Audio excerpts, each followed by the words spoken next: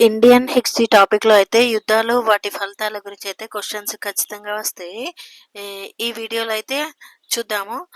మొదటి ప్రపంచ యుద్ధం, రెండవ ప్రపంచ యుద్ధం, భారత్ చైనా యుద్ధం, భారత్ పాకిస్తాన్ యుద్ధం, ఇంకొక భారత్ పాకిస్తాన్ యుద్ధం.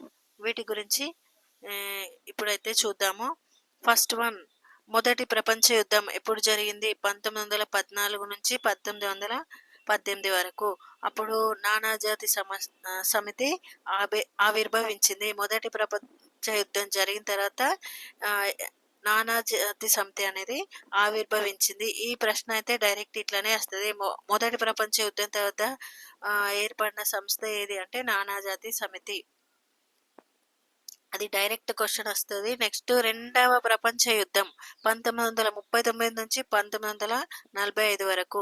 1945 అక్టోబర్ 26న యుఎన్ఓ ఆవిర్భవించింది. రెండవ ప్రపంచ యుద్ధం తర్వాత ఏర్పడిన సంస్థ ఏది అంటే యుఎన్ఓ.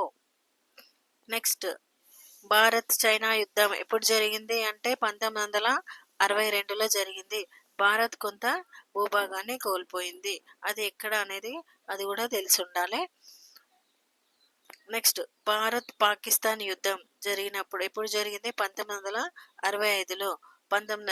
ఆ యుద్ధం ఫలితంగా 1966లో తాష్కెంట్ ఒప్పందంతో ముగిసింది. నెక్స్ట్, భారత్ పాకిస్తాన్ యుద్ధం 1971లో జరిగింది.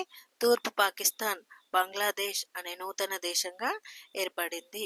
ఈ యుద్ధాల ఫలితంగా ఏమేం జరిగిందో వీటిపైన ఖచ్చితంగా క్వశ్చన్స్ అయితే వస్తాయి. ఈ తాష్కెంట్ ఒప్పందం జరిగినప్పుడు ఉన్న ప్రధానమంత్రి ఎవరు? ఈ తాష్కెంట్ ఒప్పందం ఏ ఇయర్లో జరిగింది? ఈ విధంగా ప్రశ్నలు అయితే వస్తాయి. Thank you for watching and subscribe my YouTube.